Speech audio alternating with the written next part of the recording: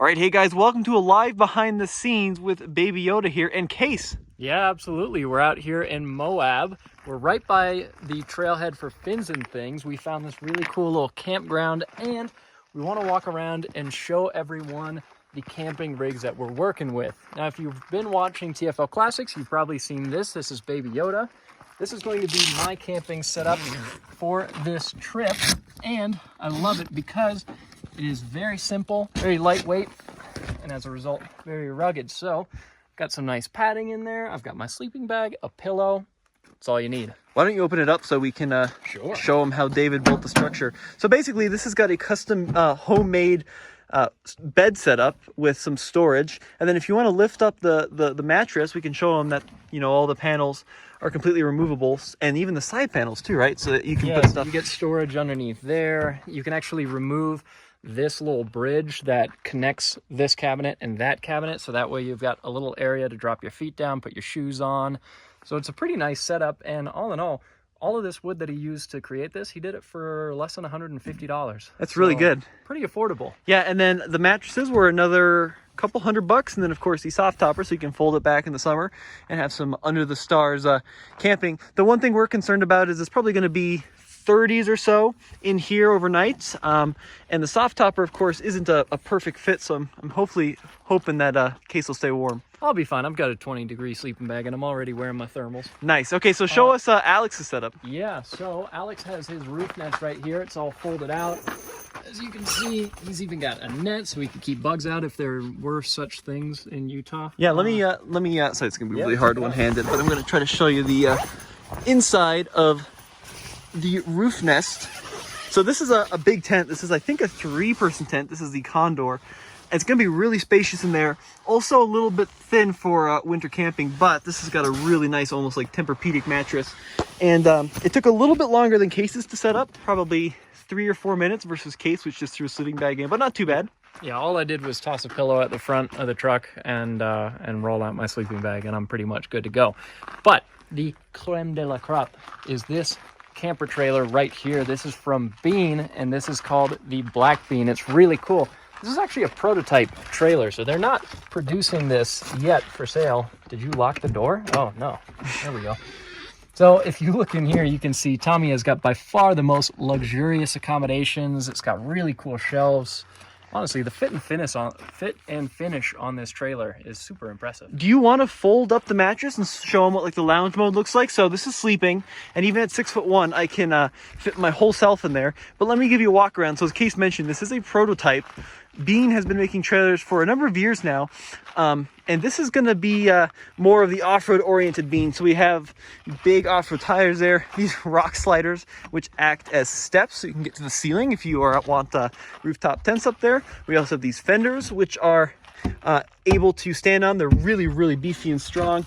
I mean, this is kind of like the, I wouldn't say Ferrari because it's off-road worthy, but like the Raptor of teardrop trailers.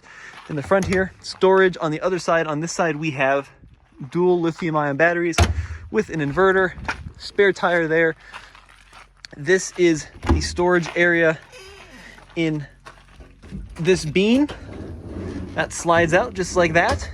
And then, of course, double doors with some netting, so if you were in a buggy environment, you'd be safe there. I love this porthole, which lets light in. And Case, could you chill out back here? Oh, I think I could hang out back here a little bit. I might actually lock you out of this trailer while we're here. And actually, look, there's some little storage underneath. I mean, there's a lot of cool details in this trailer, which we'll be checking out in some of the videos that are yet to come. Yeah, this is a nice place to sit. Yeah, and look, you can place these down here so you have some additional storage and some additional seating.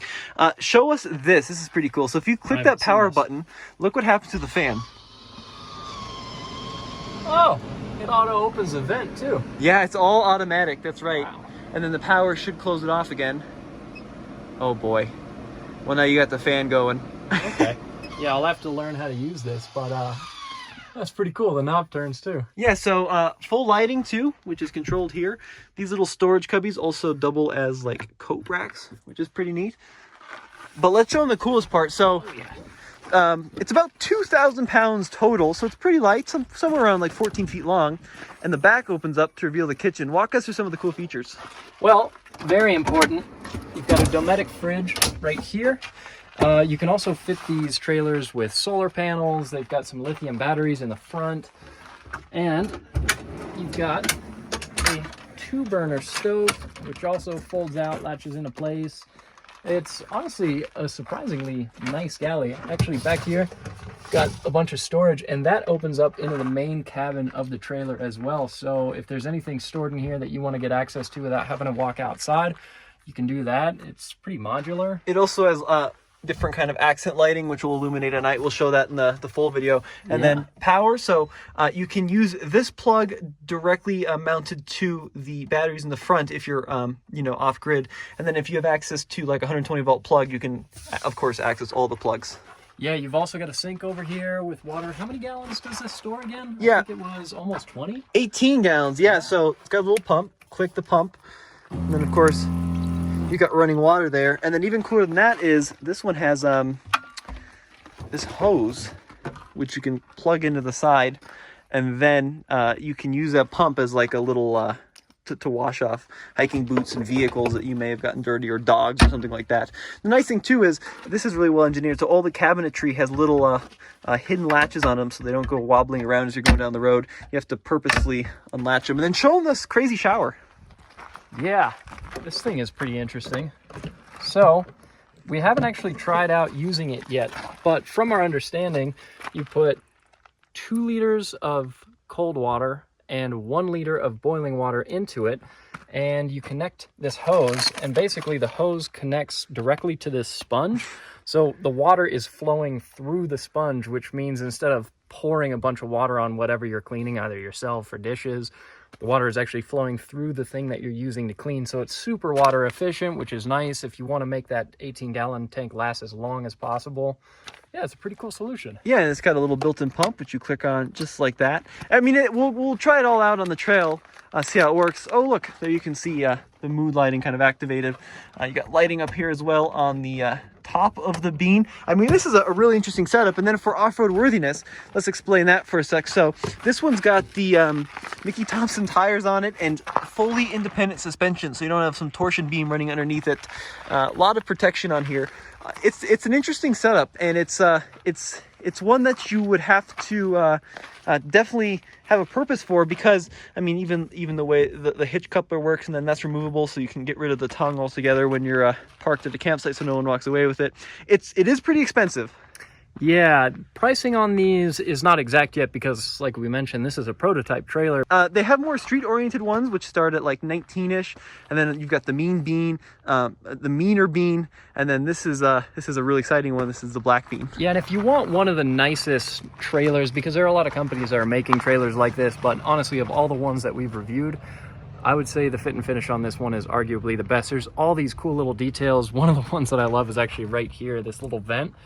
You know, it's in the shape of a trailer. It could be anything, and it might as well be that. There's just so many things like that. The window on the front of the trailer, that's a really nice touch. The construction is pretty awesome. Yeah, that's right. So be sure to stay tuned to TFL Off-Road and TFL Classics. We've got a full overlanding video of the expedition that we did with the Bean coming up soon. Of course, more on Baby Yoda. And then we've got the Gladiator. We're all going to take them off-road, and we've got more off-roading to do out here. But yeah, it's going to be interesting to see how the night goes. Absolutely. All right, we'll see you next time.